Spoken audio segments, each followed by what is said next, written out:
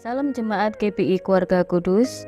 Berikut adalah warta sepekan Minggu 25 Juni 2023.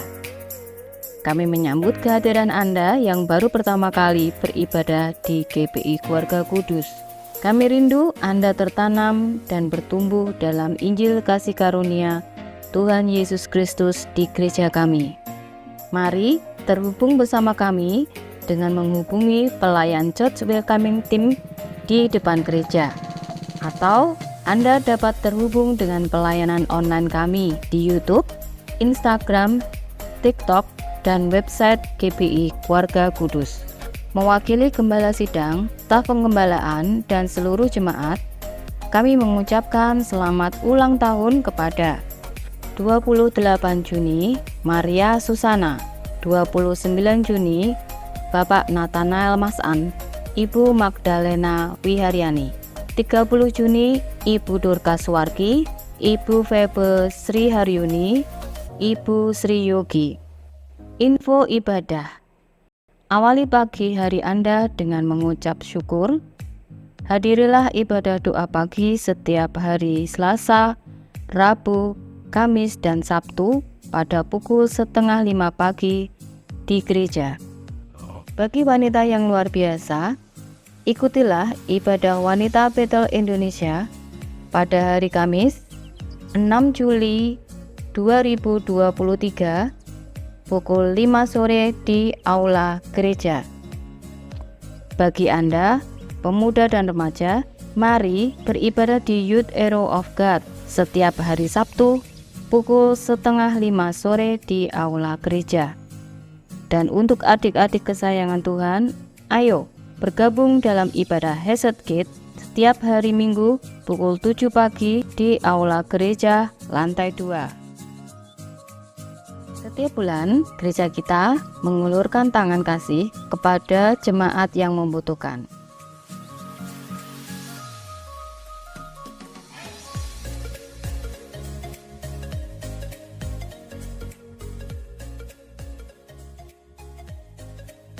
Puji Tuhan, minggu ini kita dapat menjadi berkat bagi kota kita lewat Minggu Berkat.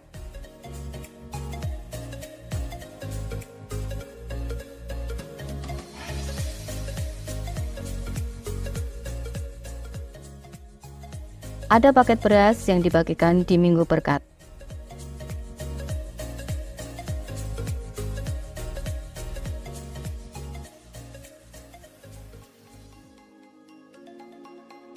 Mari bergabung bersama kami menjadi berkat bagi sesama lewat amplop tangan kasih. Anda rindu melayani di kebun anggur Tuhan? Gereja kita membuka volunteer untuk multimedia, Hesed Kids, dan tangan kasih. Mari daftarkan diri Anda ke nomor pastoral atau dapat mendaftar melalui website GPI Keluarga Kudus. Ayo kita bersama-sama menjadi ranting-rantingnya Kristus yang berguna untuk kebun anggurnya Tuhan yang manis. Pelayanan gereja.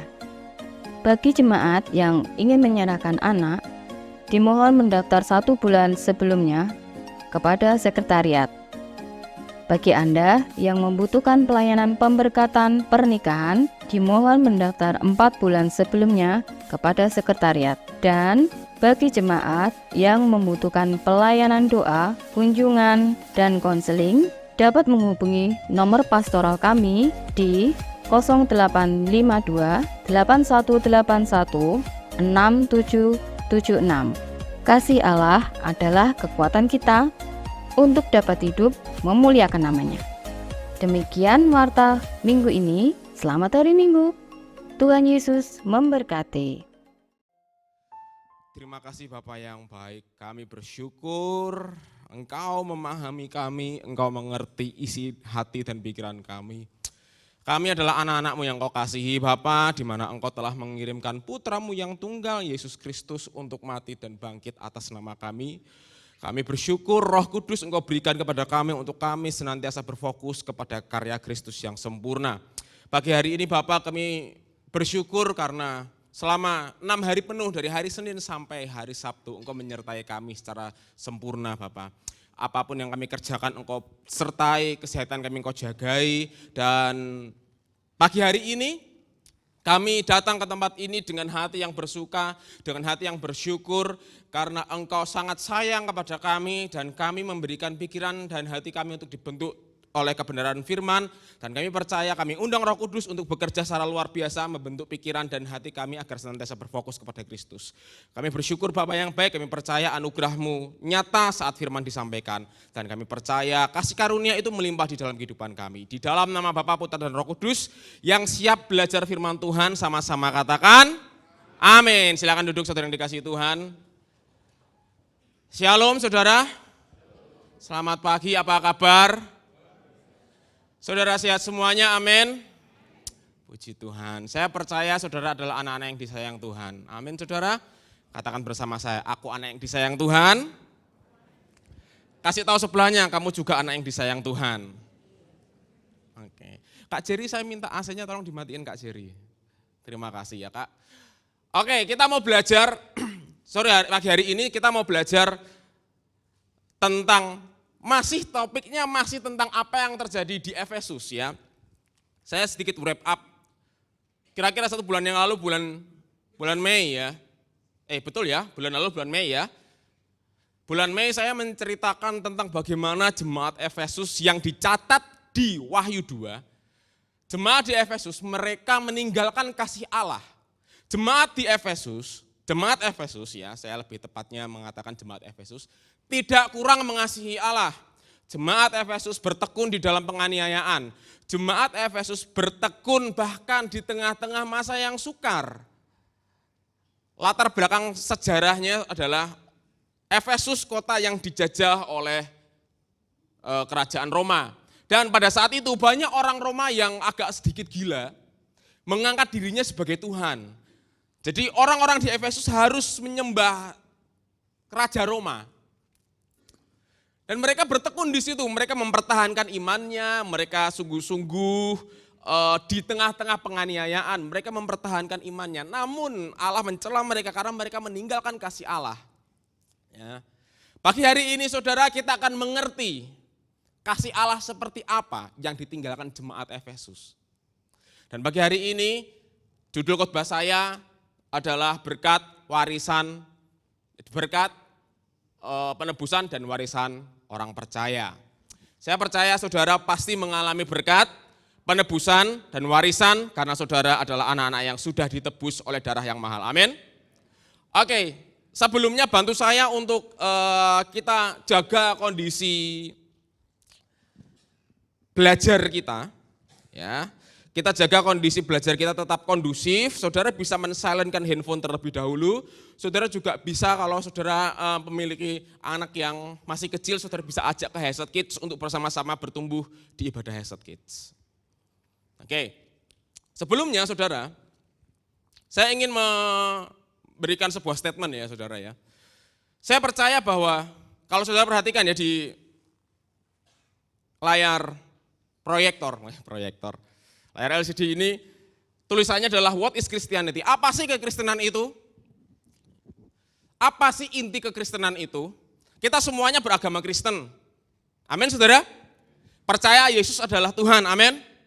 Percaya bahwa Allah itu satu dan esa adanya, berkeberadaan di dalam 3 pribadi yang berbeda. Siapa saudara? Bapa, Putra, Roh Kudus.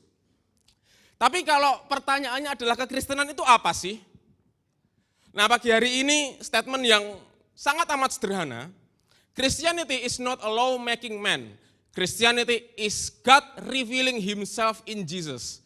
Kekristenan bukan seperangkat hukum yang manusia atur dan bikin dan rancang. Ya. Jadi kekristenan bukan seperangkat aturan atau hukum yang manusia rancang. Tetapi kekristenan adalah bagaimana Allah, bagaimana Allah Tritunggal menyatakan dirinya dalam sejarah kehidupan umat manusia dan bagaimana Allah Tritunggal itu menyatakan keselamatannya bagi kita karena kasih-Nya. Jadi saudara, inti kekristenan itu adalah sejarah penebusan Allah bagi kita. Secara singkat, inti kekristenan adalah Yesus sayang kita semuanya. Amin. Kenapa kok saya harus menyatakan ini saudara? Karena begini, semakin banyak pengajaran yang muncul di dalam media sosial, terutama YouTube, ya, yang mengatakan begini saudara, dengarkan baik-baik statement saya. Ya, ada rupa-rupa pengajaran yang kita sudah ditebus, kita sudah tinggal di dalam Yesus, tapi untuk kita tinggal di dalam Yesus, kita harus berupaya dari kekuatan kita sendiri. Contoh kalimatnya seperti ini. Ini contoh kalimatnya ya. Saya diajari orang tua saya untuk tahu membalas budi. Kalau Tuhan sudah baik sama saya, Tuhan sudah kasih karunia-Nya kepada saya sebagai manusia harus membalas budi dengan ketaatan saya. Kelihatannya rohani, tapi ingat, manusia sudah rusak di dalam dosa. Oke? Sekali lagi, manusia sudah rusak di dalam dosa. Yang manusia butuhkan bukan balas budi kepada Tuhan. Yang manusia butuhkan adalah rasa syukur yang mendalam karena kasih-Nya sempurna bagi kita. Amin? Amin. Ingat ya, kekristenan bukan bagaimana usaha manusia untuk layak di hadapan Allah. Tidak. Kekristenan berbicara masalah bagaimana Allah Tritunggal telah melayakkan kita oleh karena kematian dan kebangkitan putranya Yesus Kristus. Dan Roh Kudus diberikan kepada kita secara cuma-cuma untuk memastikan, sekali lagi, untuk memastikan hidup kita itu bisa benar karena kekuatan Allah. Jadi semuanya dari Allah, bagi Allah dan hanya untuk kemuliaan Allah. Tidak ada kemuliaan diri kita sedikit pun. Kalau kita bisa berbuat baik, kalau saudara bisa taat, kalau saudara bisa duduk di bangku ini bukan karena hebatnya saudara. Kalau saudara bisa duduk di bangku ini itu semuanya karena anugerah Tuhan. Amin. Nah itu dia, itu inti kekristenan. Saudara bersuka cita, saudara adalah orang percaya yang disayang Tuhan, amin. Ingat ya, Allah yang memanggil kita Allah yang setia. Dia yang akan menggenapi semua yang ada di dalam Alkitab di dalam diri kita. Amin. Berarti dengan kata lain, saudara sudah dikuduskan dan akan terus dikuduskan karena kasih Allah bagi kita semuanya. Itu semuanya usaha Allah. Oke. Nah, itu intronya ya, itu intronya. Intronya panjang banget, Kak, enggak apa-apa. Oh ya, kita mau belajar, sekarang kita mau belajar topik khotbah kita pagi hari ini, next PowerPoint. Ya, saya tidak akan bacakan, jadi cakupan pembahasan kita tentang Efesus 1 ayat 3 sampai 14, saya tidak akan bacakan semuanya, saudara, kita akan bacakan bagian per bagian. Jadi begini, saya akan ceritakan dahulu mengapa Paulus menulis surat di Efesus. Ya, jadi begini, Paulus menulis surat kepada jemaat Efesus agar jemaat Efesus memiliki kehidupan praktis keselamatan di tengah-tengah masa pemerintahan yang represif dan kehidupan masyarakat yang masih menyembah dewi pagan, yaitu Dewi Artemis. Ya. Jadi kita mau belajar sejarah dulu ya. Ini ngomong-ngomong ini namanya eksposisi. Saya mengekspos apa yang Alkitab katakan. Supaya apa? Pertama kita tahu sejarah Alkitab itu seperti apa. Yang kedua kita tahu pergulatan batin apa yang terjadi di isi Alkitab tersebut. Terutama di sini adalah kitab Efesus. Yang ketiga kita bisa mengambil secara praktis. Apa yang bisa kita pelajari dari ayat-ayat yang kita ekspos. Nah kalau kita lihat di sini, Efesus zaman dahulu adalah kota besar. Efesus adalah kota besar, di mana ada pusat penyembahan Dewi Artemis yang luar biasa di situ. Semua orang menyembah Dewi Artemis harus pergi ke Efesus. Dan orang-orang percaya di situ juga ditekan dengan gaya pemerintahan yang represif. Jadi gaya pemerintahan zaman dulu tidak mengenal demokrasi. Pemerintahan zaman dulu adalah pemerintahan yang kejam. Seperti yang saya ceritakan tadi, karena Efesus di bawah jajahan Roma, orang-orang Roma yang seperti kaisar gitu mengangkat dirinya sebagai Tuhan. Jadi orang-orang percaya di Efesus kalau tidak menyembah Raja Roma, dia habis. Nah Paulus menyatakan bahwa ini loh kehidupan praktis keselamatan di tengah-tengah masa pemerintahan yang represif itu seperti ini. Ya, bahkan saudara, Paulus menekankan bahwa dengarkan baik-baik, kuasa Allah begitu hebat di mana Yesus bangkit dari kematian dan semua kuasa dan otoritas berada di bawah pemerintahan Kristus. Yang bisa kita pelajari apa? Saudara yang berdoa dalam nama Yesus Kristus, itu artinya saudara sedang berdoa meyakini bahwa Yesus Kristus yang kita doakan itu memiliki kuasa absolut di atas segala-galanya. Amin. Praktisnya gimana Pak? Kalau saudara berdoa di dalam nama Tuhan Yesus saya pasti sembuh. Artinya penyakit harus tunduk di bawah siapa? Halo? Yesus. Buktinya apa? Ini saya bawa saudara, ini saya bawa oleh-oleh ya. Ini namanya buku tafsiran. Sebesar ini. Memang saya orangnya saat ini sedang, jadi doakan saudara saat ini saya sedang apply kuliah lagi. Saat ini saya sedang apply kuliah lagi, doakan saya supaya saya bisa melalui proses perkuliahan S3 ini selesai dengan tepat waktu. Tujuannya apa? Untuk menjagai kawanan domba, untuk menjagai saudara dari ajaran-ajaran yang tidak sehat. Yang kedua, untuk memfokuskan saudara kepada Yesus Kristus. Oke, kita kembali ke sini. Ya, jadi Peter O'Brien, buku yang saya bawa ini menjelaskan bahwa Paulus menekankan bahwa kuasa Allah begitu hebat di mana Yesus bangkit dari kematian dan semua kuasa dan otoritas yang ada di bawah langit bumi ini berada di bawah pemerintahan Yesus. Praktisnya, kalau saudara berdoa di dalam nama Tuhan Yesus, itu artinya apa? Semua yang saudara doakan harus tunduk di bawah kuasa Yesus. Amin. Mungkin saudara berdoa begini, di dalam nama Tuhan Yesus, aku mengalami apa? Kesehatan. Ya, artinya kesehatan saudara itu muncul karena Yesus Kristus berkuasa. Amin. Kalau saudara berdoa apa lagi? Bapak, aku percaya di dalam nama Tuhan Yesus Indonesia penuh kemuliaan-Mu. Itu artinya pemerintahan Indonesia akan penuh kemuliaan Tuhan. Karena yang punya kuasa itu siapa saudara? Yesus. Itu maknanya. Ya. Dan kuasa Allah lebih dari cukup, ya, masih di buku yang sama, kuasa Allah lebih dari cukup untuk melindungi jemaat Efesus dari kuasa-kuasa yang dahulu pernah memperbudak mereka. Kuasa Yesus yang luar biasa menguasai hidup saudara, amin. Di dalam nama Tuhan Yesus, jemaat GBI Keluarga Kudus sehat. Karena Yesus punya kuasa atas sakit penyakitmu, amin. Ini berita Injil saudara, berita tentang keselamatan. Apalagi, di dalam nama Tuhan Yesus, rumah tangga saudara bahagia, karena Yesus yang memimpin rumah tangga Anda, amin. Saudara siap untuk belajar berita keselamatan, amin. Di dalam nama Tuhan Yesus, jemaat GBI Keluarga Kudus mengalami berkat-berkat ilahi. Karena Yesus Kristus adalah penguasa kehidupan kita, amin saudara. Oke, jadi ini tujuan penulisan Paulus. Nah sekarang kita masuk ke pembahasan ayat. Apa sih ayat yang akan kita bahas pagi hari ini? Coba PowerPoint selanjutnya.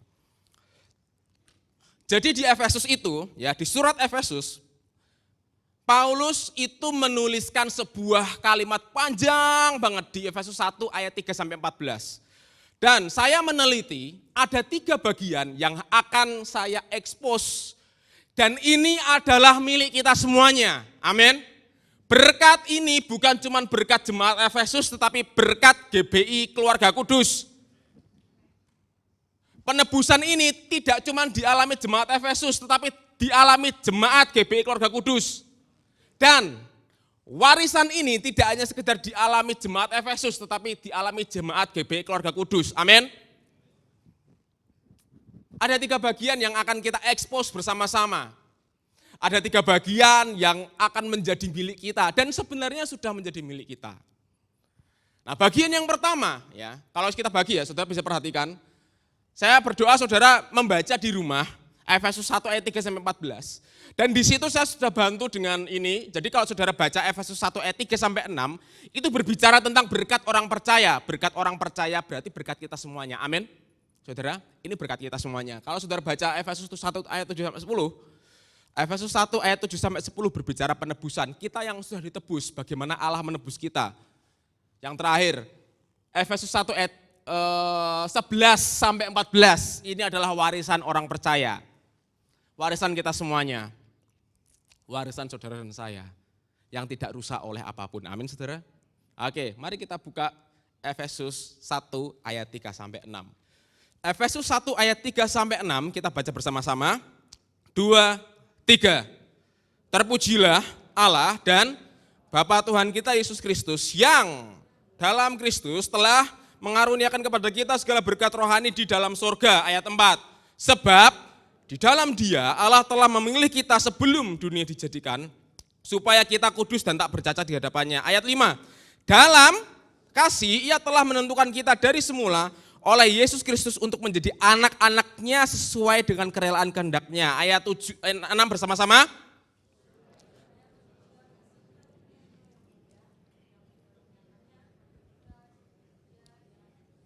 Oke, stop. Perhatikan ayat 3. Terpujilah Allah dan Bapa Tuhan kita Yesus Kristus yang dalam Kristus apa saudara? Oke, kata kuncinya apa? Artinya telah itu apa? Sudah. Berarti jemaat GBI Keluarga Kudus pagi hari ini Anda sudah dikaruniakan segala berkat rohani. Bukan nanti, dengarkan baik-baik, bukan nanti, bukan ketika kita sudah bertemu dengan Yesus, no. Saat, kapan? Saat ini. Katakan bersama saya, saat ini aku sudah diberkati dengan berkat rohani. Nah, PowerPoint Kak, tolong Kak. Next.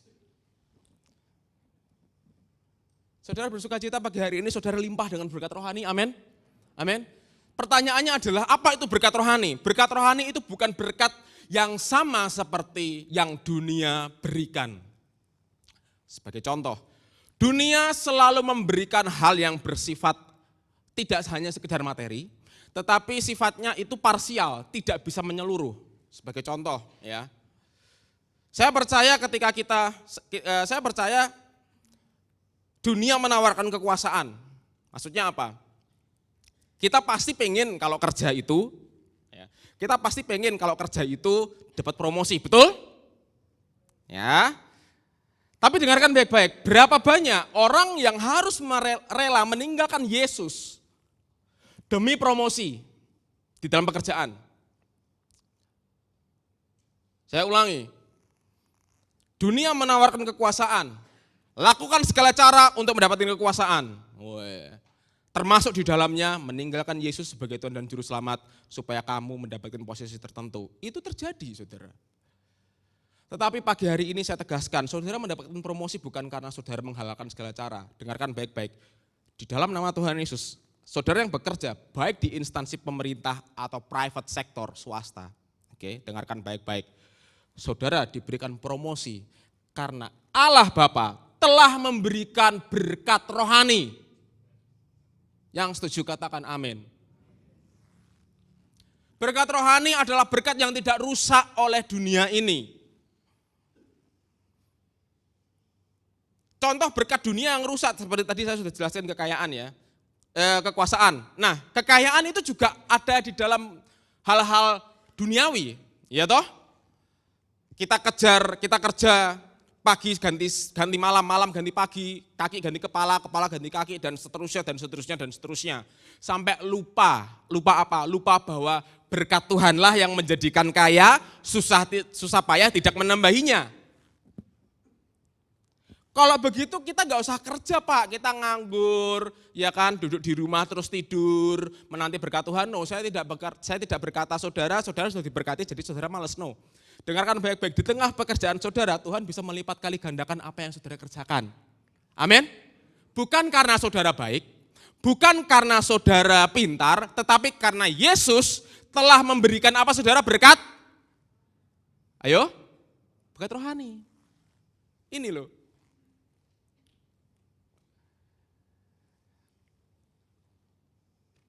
Terus apa lagi? Kekuasaan, ya, kerja, terlalu sibuk bekerja untuk mengejar kekayaan sampai lupa cari Tuhan.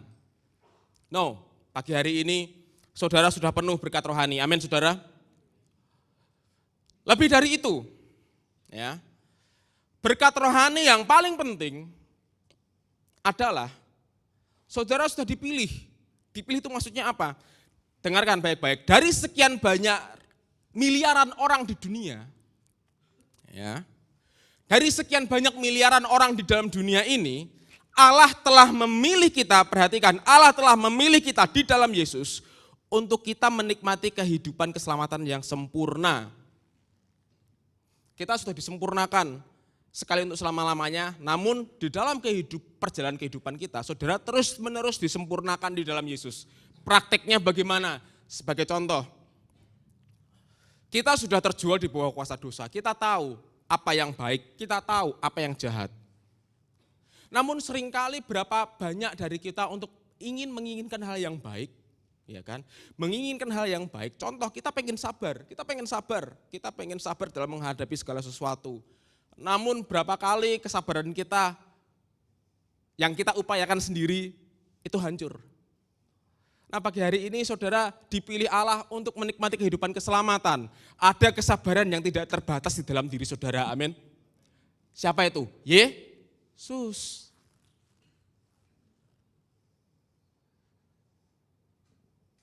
Tujuannya apa? Tujuannya apa saya telah diberikan berkat rohani? Bukan untuk kebaikan saudara. Supaya apa? Terpujilah kasih karunia yang mulia. Maksudnya begini, dengarkan baik-baik. Saya berdoa muncul kesaksian-kesaksian yang luar biasa dari jemaat GBI Keluarga Kudus. Amin. Kesaksian-kesaksian yang tidak mungkin. Sekali lagi, saya berdoa di dalam nama Tuhan Yesus, masing-masing jemaat mengalami kesaksian-kesaksian yang di luar nalar. Untuk menyatakan bahwa Allah yang kita sembah adalah Allah yang berkuasa. Amin, saudara. Sebagai contoh, mungkin saudara ada yang sakit. Ya, saudara sudah berobat ke sana, ke sini, tidak sembuh-sembuh. Tetapi saat saudara mendapatkan firman tentang Allah yang telah mengaruniakan berkat rohani, saudara berdoa percaya sambil mengangkat perjamuan kudus bahwa sakit penyakitku sudah Tuhan sembuhkan. Tiba-tiba Tuhan membuat saudara sembuh. Dan banyak orang terheran-heran, loh katanya dokter kamu tidak mungkin sembuh, kenapa kamu sembuh? Itu yang dimuliakan siapa? Yesus. Amin, saudara. Dengan kata lain, di dalam nama Tuhan Yesus, jemaat GBI Keluarga Kudus mengalami tahun, apa saudara? Supranatural. Bukan untuk kehebatan kita, untuk menunjukkan bahwa ini loh, Allah yang aku sembah, Allah yang hidup, amin. Allah yang aku sembah adalah Allah yang benar, gak tahu kalau yang lain. Allah yang aku sembah, Allah yang memberkati aku, Allah yang sudah menyelamatkan aku, amin saudara. Jadi apa yang akan saudara terima? Berkat-berkat rohani, semua hal yang ajaib, semua hal yang di luar nalar, di luar pikiran. Tujuannya untuk satu, memuliakan Allah. Amin. Saudara menjadi saksi loh, saudara menjadi saksi, tidak mengerjakan saksi. No.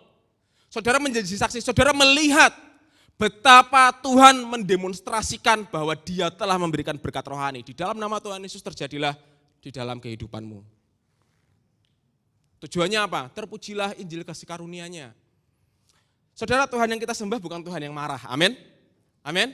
Ingat loh, dengarkan baik-baik. Sekali lagi, kekristenan bukan usaha kita ya untuk datang kepada Tuhan. No, kekristenan adalah bagaimana Allah yang baik telah mengaruniakan Yesus Kristus untuk menebus kita dari segala dosa dan kesalahan sehingga kita layak di hadapannya. Yang kedua, kita layak mendapatkan semua berkat-berkat rohani. Yang setuju katakan amin.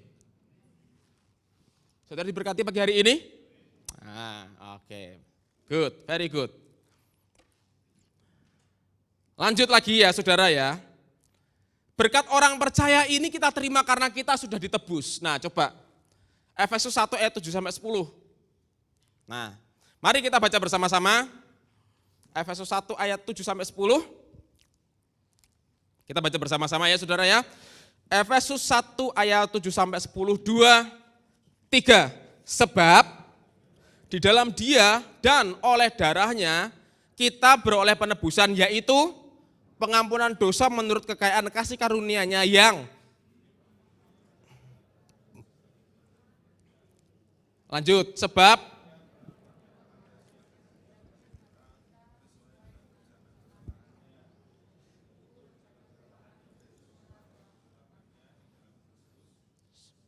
persiapan kegenapan waktu untuk mempersatukan di dalam Kristus sebagai kepala segala sesuatu, baik yang di surga maupun. Oke, katakan bersama saya, di dalam Yesus, saya sudah ditebus. Kasih tahu sebelahnya, di dalam Yesus kamu juga sudah ditebus. Kasih tahu sebelah, ingatkan sebelah saudara sudah ditebus di dalam Yesus. Nah, saudara adalah umat yang sudah ditebus, amin? Amin. Kira-kira pertanyaan yang bisa kita renungkan adalah, bisakah kita membalas budi apa yang sudah Tuhan kerjakan bagi kita? Saya tanya, ya, bisa enggak kita membalas kebaikan Tuhan yang begitu sempurna mengasihi kita? Enggak bisa. Kalau ada yang ngomong kayak gitu, itu adalah bentuk kesombongan, saudara. Contoh deh, Yesus berkata kepada murid-muridnya, seorang sahabat yang sejati itu sahabat yang mau mati. Nah, saya mau tanya nih sama Kak Agung nih. Kak Agung, kita sahabatan kan? Mati buat aku ya? Ayolah. Ayolah. Loh, kita sahabatan loh. Mau enggak mati buat aku? Nah, enggak mau kan? Tapi Yesus sudah mati dan bangkit bagi saudara, amin? Tujuannya apa? Supaya saudara ditebus. Yuk, PowerPoint, yuk. Kata kuncinya di ayat yang ke-7 adalah di dalam Yesus. Di dalam Yesus, ya, kita telah ditebus dari perbudakan dosa. Ya, masih di buku yang sama. Ini saya juga ambil dari Ancient Christian Commentary on Scriptures. Ini buku catatan bapak-bapak gereja yang membahas surat Efesus, saudara. Ya. Jadi ini valid sekali. Oke, saya akan jelaskan secara singkat. Maksudnya konsep penebusan itu apa? Buku yang saya bawa ini, Peter O'Brien ini menjelaskan bahwa penebusan itu membawa sebuah konsep perbudakan pada perjanjian lama. Jadi begini, saya akan ceritakan perjanjian lama ya. Setelah itu kita akan masuk ke Efesus 1 ayat 7-10. Perjanjian lama ada sebuah sistem perbudakan. Sistem perbudakan itu tidak mengenal apa yang namanya human right. Sebagai contoh, kalau saya orang kaya pada zaman perjanjian lama, ya, lalu saya membeli seseorang sebagai budak saya punya hak penuh atas budak yang saya beli. Mau budak yang saya beli itu saya jual ginjalnya, mau budak yang saya beli itu saya cungkil matanya, saya tidak akan terkena hukuman. Itu konsep perbudakan. Suka-suka tuannya. Lalu bagaimana budak ini bebas? Harus ada yang membayar. Contoh, misalnya saya membeli, ini contoh ya, saya membeli, aduh kok gak enak ya contohnya di sini ya, yang lain deh. Saya beli seseorang, saya beli A ya, yang nama depannya hurufnya A, saya mohon maaf. Saya beli A untuk jadi budak saya. Tiba-tiba, ini jadi sorry, saya ulangi lagi, saya beli A untuk jadi budak saya. Saya mau apa-apain dia, suka-suka saya tidak terkena hukuman. Karena apa? Karena A ini sudah saya beli. Jadi saya sebagai tuan, katakanlah, let's say di dalam nama Tuhan itu tidak terjadi. Saya sebagai tuan yang jahat, saya bisa jual ginjalnya, saya bisa jual kakinya, saya bisa jual matanya, saya bisa makan dia. Oke? Itu tidak terkena hukuman. Karena budak itu milik saya, sepenuhnya saya yang berkuasa. Tiba-tiba ada orang kaya namanya Vanley Tloeveto. Datang ke saya. Dia bilang, bos, boleh juga nih orang bos, tak beli bos gitu. Ya udah beli aja. Begitu, dengerin baik-baik, begitu dia ngasih saya duit, oke, saya kasih budaknya ke dia. Nah itu konsep penebusan. Oke, saudara paham ya di sini? Yang paham katakan amin. Jadi perbudakan ini perbudakan yang kejam, saudara. Ini zaman perjanjian lama. Nah, konsep budak dosa di dalam perjanjian baru itu mengambil konsep budak di perjanjian lama. Tuan kita dahulu adalah dosa. Jadi karena dosa Adam dan Hawa, kita dikuasai oleh iblis. Maksudnya apa? Begini, meskipun, dengarkan baik-baik, meskipun kita bisa berbuat baik, Ya, sekali lagi. Roma 3 ayat 23, semua orang telah berbuat dosa dan telah kehilangan kemuliaan Allah. Itu permanen sifatnya, rusak.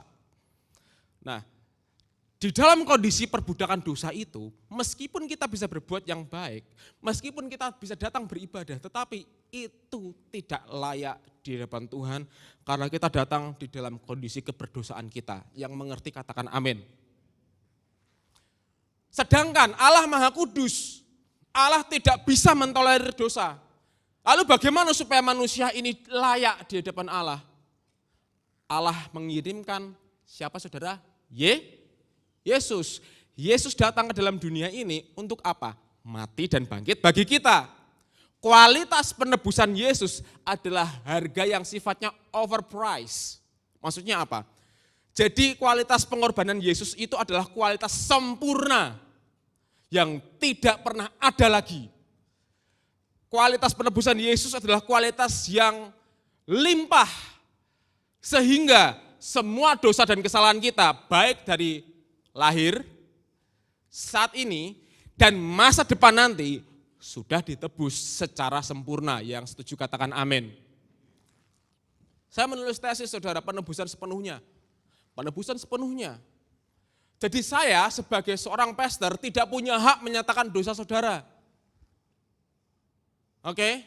Apalagi saya memakai nama Roh Kudus berkata kamu dosanya ini, kamu dosanya ini, kamu dosanya ini. Itu tidak pernah berlaku di dalam pastoral saya. Saya tidak mau seperti itu. Yang saya mau akui dari kehidupan saudara semuanya adalah saudara sudah ditebus. Saudara sudah diselamatkan. Saudara sudah menikmati berkat rohani. Amin saudara. Kita bisa keliru saudara, kita bisa keliru, kita bisa salah paham. Tetapi itu tidak pernah mengurangi esensi penebusan Allah di dalam Yesus, amin. Nah sekarang kita akan lihat di sini ya. Penebusan di dalam perjanjian baru digambarkan sebagai orang percaya, kita yang telah dibeli dengan satu harga yang sangat amat mahal. Harga kita semahal darah Yesus. Harga saudara berapa? Semahal apa saudara? Darah Yesus. Jadi saudara bersyukurlah, pagi hari ini saudara adalah jemaat yang sudah ditebus, amin. Dosa tidak berkuasa lagi di dalam kehidupanmu karena kamu sudah ditebus. Sekali untuk selama-lamanya. Berarti kalau mati masuk mana saudara? Kok enggak yakin? Ayo saya mau tanya. Saudara, pengampunan Yesus itu sempurna, yang setuju katakan amin. Ya, berarti saudara sudah ditebus sekali untuk selama-lamanya. Nah, berarti kalau mati nanti masuk surga. Tiket sudah ada di tangan saudara, amin. Pertanyaannya adalah mau pulang kapan? Jangan sekarang ya. Kenapa kok jangan sekarang? Karena ada berkat rohani yang saudara harus nikmati dulu. Amin, amin, amin. Jangan buru-buru pulang sekarang, ada berkat rohani dan warisan rohani yang saudara harus nikmati dulu. Jangan pulang sekarang karena apa? Saudara ingat, Tuhan ingin memamerkan saudara ini loh, jemaat GBI Keluarga Kudus, Allah mau tidak berkuasa. Ini loh jemaat GBI Keluarga Kudus, yang mana mereka mengalami kelimpahanku. Nah itu Allah ingin itu dulu. Amin saudara, amin. Nah gitu, mantap itu. Terus kita akan bahas tentang warisan orang percaya. Efesus 1 ayat 11 sampai 14. Next. Jadi saudara sudah ditebus, saudara layak untuk mendapatkan berkat rohani, saudara sudah dipilih bahkan. Amin saudara. Nah sekarang kita perhatikan next. Oke. Kita baca bersama-sama terlebih dahulu saudara Efesus 1 ayat 11 sampai 14. Ya, kita baca bersama-sama ya. 2, 3. Aku katakan di dalam Kristus karena di dalam Dialah dijanjikan kami dan dari semula ditentukan untuk menerima bagian itu sesuai dengan maksud Allah yang di dalam segala sesuatu bekerja menurut keputusan kehendaknya supaya kami yang sebelumnya telah menaruh harapan pada Kristus boleh menjadi puji-pujian bagi kemuliaannya. Ayat 13. Yaitu di dalam Dia kamu juga ketika kamu percaya dimateraikan dengan Roh Kudus yang dijanjikan itu, dan adalah jaminan bagi kita sampai kita memperoleh sepenuhnya, yaitu penebusan yang menjadi kita miliknya Allah untuk. Oke. Dari ayat ini ya, dari satu perikop ya, Efesus 1 ayat 3 sampai 14, itu selalu mengulang frasa dalam Yesus, dalam Yesus, dalam Yesus, dalam Yesus terus. Yuk next PowerPoint. Maksudnya apa? Saudara hanya bisa menikmati warisanmu hanya di dalam Yesus. Nah, sekarang pertanyaannya yang muncul adalah, apakah saya sudah di dalam Yesus? Itu kan? Itu pertanyaan yang harus kita jawab tuh. Betul saudara?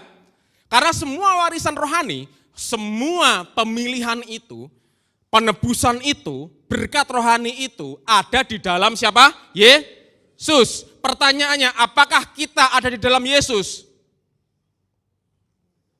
Ayo, ya, tidak, ya separuh. Aku di dalam Yesus separuh, di luar separuh.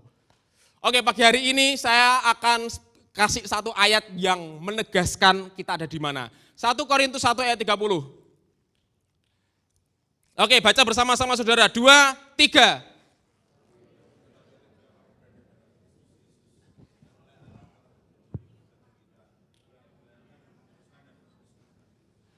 Tetapi oleh Dia, apa saudara? Kasih tahu sebelahnya, kamu berada di dalam Yesus. Ini oleh siapa? Oleh kita? Oleh kita? Oleh ketaatan kita? No, oleh Dia. Dia ini siapa? Allah. Amin. Bagaimana Allah membuat kita di dalam Yesus? Bagaimana Yesus itu membuat kita ada di dalam Allah? Ia apa? Membenarkan, menguduskan dan menebus.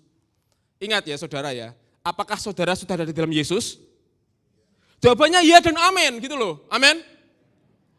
Saya mau tantang keyakinan saudara pagi hari ini. Beranikah saudara percaya bahwa saudara sudah ada di dalam Yesus? Amin. Ingat, ini semuanya terlepas dari usaha manusia kita. Tidak ada satupun kebaikan yang bisa kita lakukan untuk kita ada di dalam Yesus. No. Justru karena Allah yang di dalam Yesus telah memberikan dirinya. Dia membenarkan, Dia menguduskan, dan Dia menebus kita dengan cara apa? Mati di kayu salib. Karena kematian dan kebangkitan Yesuslah yang telah membenarkan, menguduskan dan menebus kita, kita ada di dalam Dia. Amin saudara. Saudara pegang baik-baik. Dengarkan baik-baik saudara. Tidak ada ya, perhatikan. Tidak ada satu kuasa pun yang bisa memisahkan saudara dari kasih Kristus. Gak ada. Dosa sudah diampuni. Amin. Justru karena saudara ada di dalam kasih Kristus, saudara menang atas dosa. Pagi hari ini strong statement saudara. Ini strong statement. Statement yang kuat. Yang saya sampaikan kepada saudara bahwa saudara itu sudah punya semuanya di dalam Yesus. Oke, kita akan lanjut lagi. Jadi itu tadi bagian di dalam Kristus ya. Kita jadi jelas. Kenapa kita di dalam Yesus? Karena Allah telah memberikan Yesus untuk menjadi hikmat bagi kita. Caranya apa? Ia membenarkan, menebus dan menguduskan kita dalam kematiannya di kayu salib. Tujuannya apa? Saat kita menikmati warisan rohani ya, di dalam Yesus, kita bisa memuji Dia bahwasanya untuk selama-lamanya kasih setianya. Di tengah kondisimu yang sukar, di tengah kondisi orang lain yang sukar, saudara masih bisa menikmati kebaikan Allah, itu karena saudara di dalam Yesus. Bukan karena kebaikan saudara. Amin saudara. Nah, yang paling penting, bagaimana saudara bisa tersadar saudara sudah ada di dalam Yesus? Karena di ayat yang ke-13, ya saya akan bacakan Efesus 1 ayat 13, ini penting. Di dalam Dia kamu juga, karena kamu telah mendengar firman kebenaran, yaitu Injil keselamatanmu. Jadi mimbar ini dipakai untuk memberitakan Injil yang isinya Yesus mati dan bangkit buat kita semuanya. Amin. Gereja ini, meskipun gereja ini karismatik yang katanya orang-orang itu wah isinya ngeroh-ngeroh doang, saya saya katakan gereja ini adalah gereja yang menyampaikan Injil, saudara. Amin, saudara. Gereja yang menyatakan Yesus sudah mati dan bangkit atas nama kita. Makanya gereja kita namanya Christ Center Church. Yesus yang menjadi pusat. Jadi ini juga bentuk pelayanan pastoral saya kepada saudara untuk menjagai kawanan domba. Saudara adalah kawanan domba yang Tuhan percayakan untuk digembalakan, untuk diajar di dalam Injil kebenaran. Tugas saya adalah memperlengkapi saudara untuk saudara mengerti hal-hal ini. Saya memperlengkapi saudara dengan Injil. Dan saudara, saya pesan baik-baik, jangan banyak jajan pengajaran. Ya, jangan lupa subscribe channel GBI Keluarga Kudus. Itu hukumnya wajib. Yang kedua, follow Instagram GBI Keluarga Kudus, hukumnya wajib. Yang ketiga, follow TikTok GBI Keluarga Kudus, hukumnya wajib. Supaya apa sih? Supaya saudara terus-menerus didengarkan tentang Injil. Amin. Amin, saudara. Ingat loh, saudara. Paulus berkata dari ayat yang ketiga, Efesus 1 ayat yang ketiga sampai ayat yang ke-12, itu semuanya membawa kita kepada kesimpulan bahwa kita bisa tahu warisan kita bisa tahu anugerah Tuhan yang sempurna, kita bisa tahu kita sudah diberkati di dalam berkat-berkat rohani yang tidak rusak oleh dunia, itu semata-mata karena ada pemberitaan Injil. Karena saudara pagi hari ini mendengarkan Injil. Injil tidak berpusat kepada diri saya, enggak. Saya tidak mengekspos diri saya, tidak. Saya mengekspos apa yang ada di dalam Alkitab. Dan saya akan terus-menerus berjuang agar saudara mendengar Injil. Amin. Oke, doakan saya supaya saya terus-menerus bisa berjuang bagi saudara agar saudara mendengarkan Injil. Nah, yang paling penting, di dalam Injil itu, Injil berkaitan dengan Roh Kudus, sudah pasti. Dan Roh Kudus adalah apa, saudara baca baik-baik. Roh Kudus adalah jaminan bagi kita. Katakan bersama saya, Roh Kudus adalah jaminan bagiku. Katakan bersama saya lagi, Roh Kudus adalah jaminan, kasih tahu sebelahnya, bagimu juga.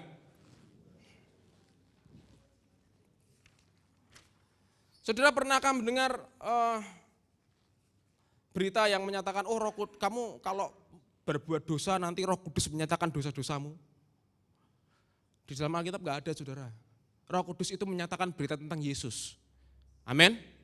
Jaminan ini maksudnya apa? Jadi begini, ketika saudara diselamatkan, saudara dikasih jaminan Roh Kudus, yang mana Roh Kudus itu akan, dengarin baik-baik, akan menguduskan saudara dengan firman. Ya, sekali lagi, bagaimana saudara dikuduskan? Dengan firman. Makanya dengerin firman. Bagaimana Roh Kudus menguduskan saudara? Dengan Injil, kasih karunia Allah. Dan Roh Kudus adalah jaminan. Pertanyaannya adalah, apakah saudara percaya saudara sudah menerima Roh Kudus? Halo? Sudah dong, di dalam Yesus, masa Roh Kudus enggak dikasih? Ya kan? Ayo logikanya. Apakah saudara percaya saudara sudah menerima Roh Kudus?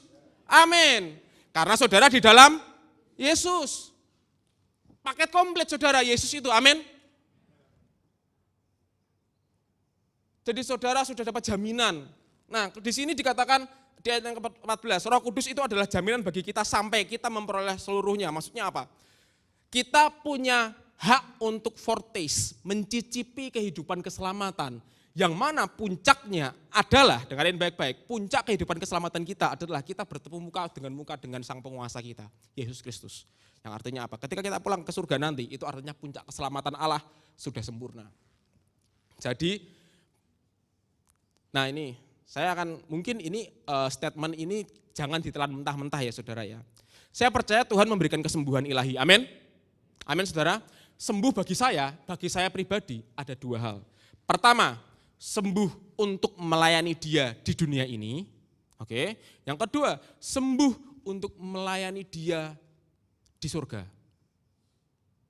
Dan dengarkan baik-baik, saya ucapkan saat saya melayani ibadah perkuburan, bahwa kematian orang percaya itu sangat amat membahagiakan. Kenapa?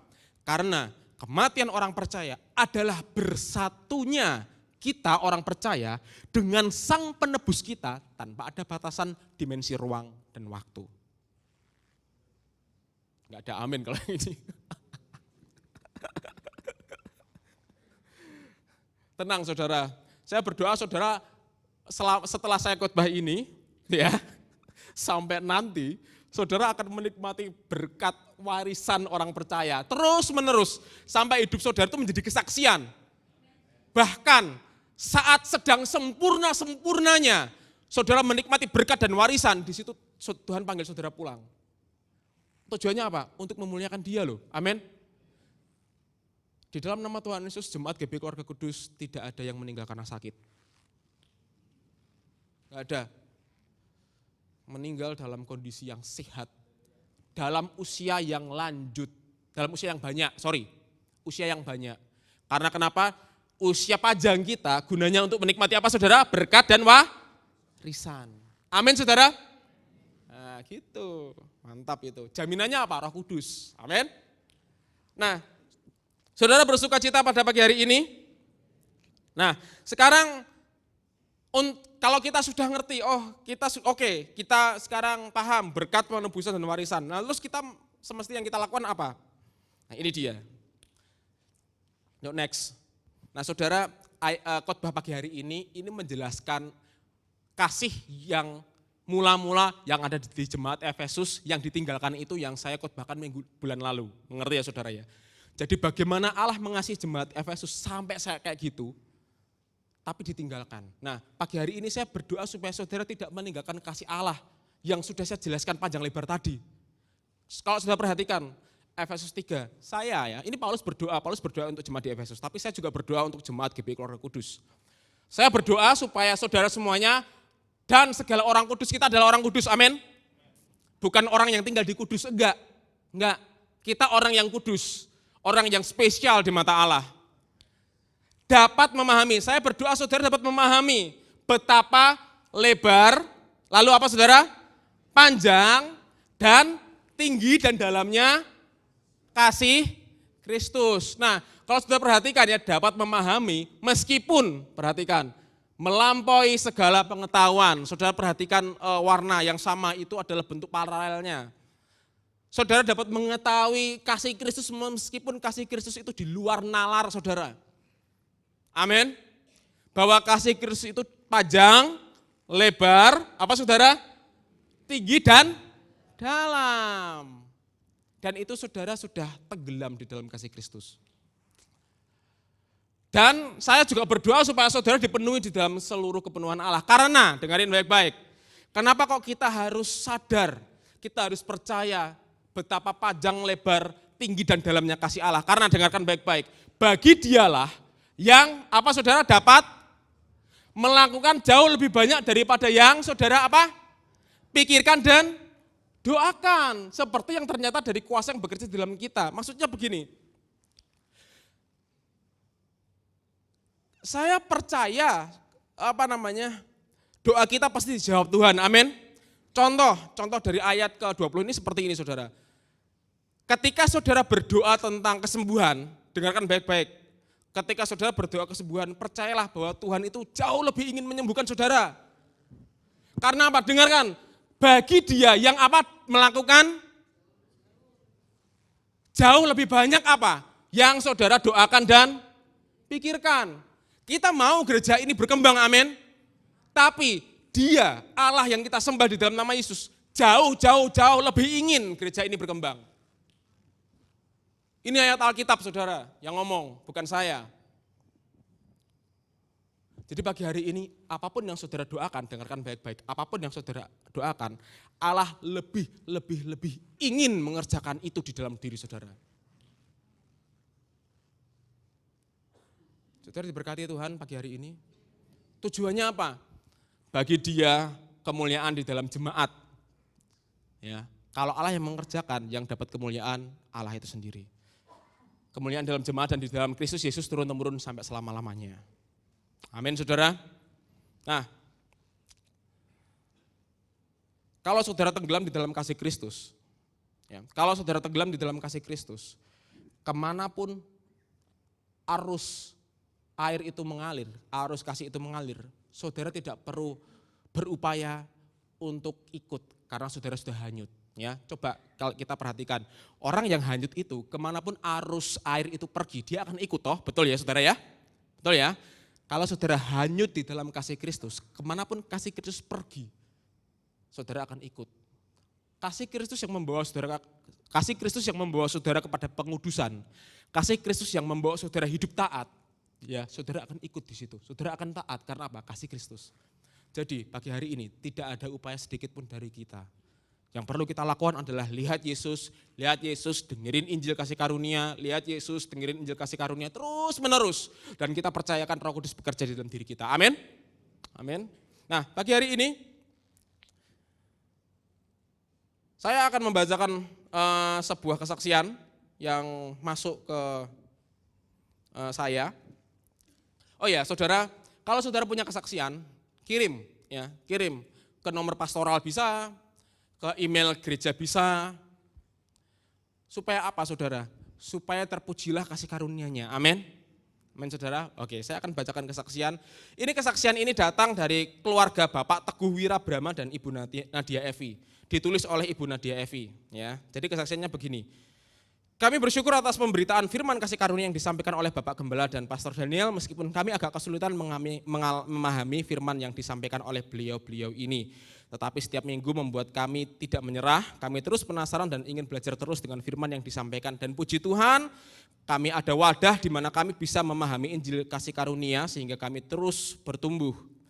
Tahun ini betul yang dinamakan Tuhan tahun supranatural buat keluarga kami. Anak kami yang didiagnosis ADHD secara psikologi dengan tingkat sedang ke ringan, dan kami sebagai orang tua merasa terpukul sehingga kami datang kepada Ibu Gembala dan Ibu Gembala terus memberikan semangat kepada kami. Di mana Ibu Gembala berpesan bahwa anak Mbak tidak seperti yang orang-orang katakan. Mulai saat ini berkatakan hal-hal yang baik untuk anak Mbak. Dan saya pun bertanya, apakah anak saya perlu menterapi anak saya atau tidak? Ibu Gembala menjawab tidak perlu dan terus menerus perkatakan apa yang sudah Tuhan Yesus bayar bagi keluarga Mbak dan anak Mbak. Ternyata benar bahwa apa yang kami perkatakan yang baik untuk anak kami terjadi secara supranatural. Anak kami mengikuti kejuaraan sempowaan terkota dan anak kami berhasil mendapatkan juara harapan 2 dan juara harapan 1 se-Jawa Tengah.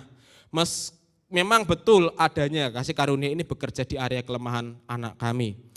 Lalu apa yang ingin saya sampaikan lagi di dalam kesaksian ini, memang betul kasih karunia Tuhan itu membuat kami menyadari bahwa kami telah diberkati secara rohani dan kami memiliki warisan rohani, yaitu Yesus Kristus itu sendiri.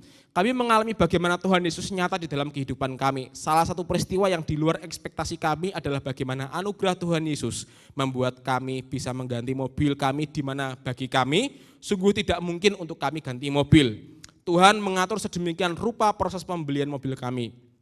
Tuhan mengatur mulai dari hal-hal terkecil seperti warna mobil, bahkan cara pembayaran yang tidak masuk akal bagi kami.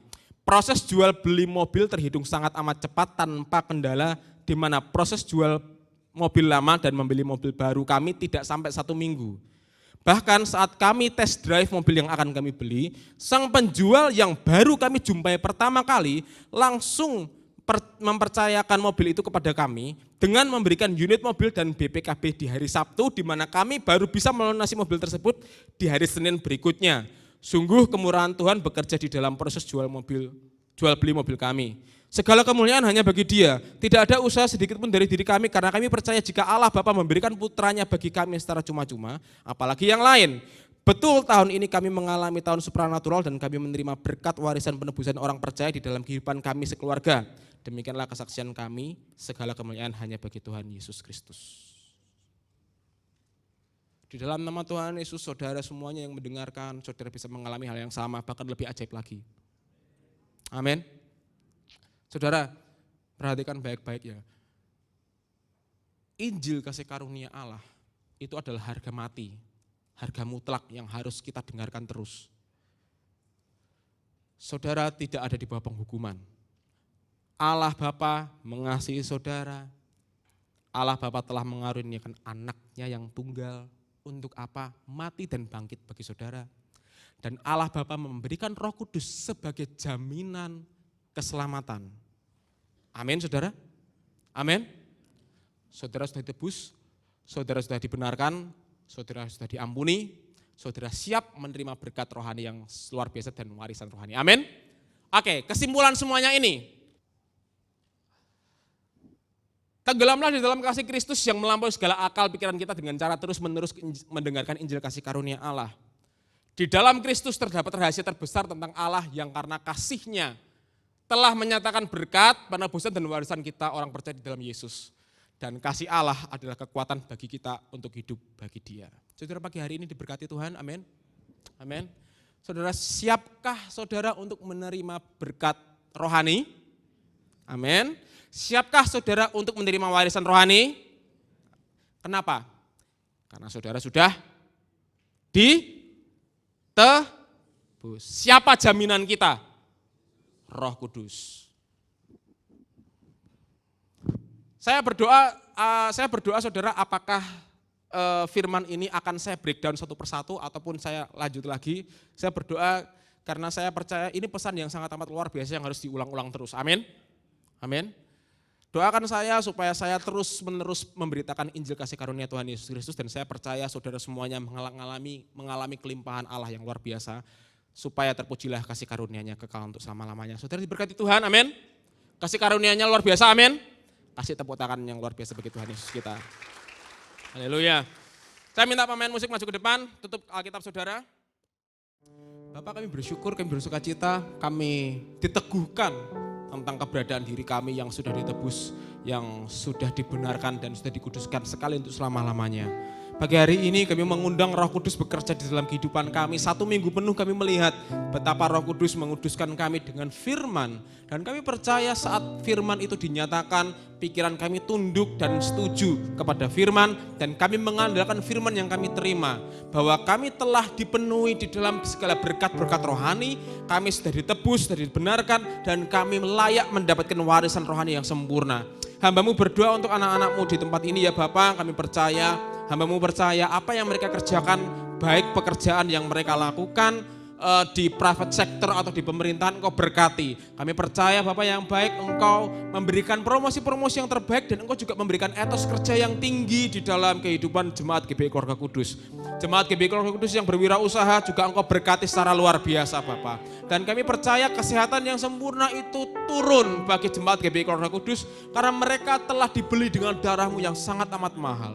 Terima kasih Bapak yang baik, kami percaya kehidupan kami memancarkan kemuliaan-Mu karena Yesus Kristus ada di dalam kami. Dan kami nikmati semuanya itu karena kami di dalam Yesus. Terima kasih Bapak yang baik. Saudara, angkat tangan saudara untuk menerima doa berkat. Saudara, pulanglah dengan menerima berkat dari Allah Bapa, cinta kasih dari Sang Putra dan persekutuan Roh Kudus yang menyertai saudara mulai pagi hari ini sampai pada kesudahan zaman nanti. Di dalam nama Bapa, Putra dan Roh Kudus kami katakan bersama-sama, amin. Ku yakin Engkau memberkati aku berlimpah-limpah dan memperluas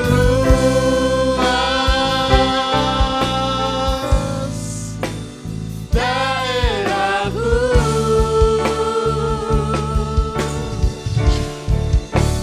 Dan ku yakin tanganmu menyertai aku dan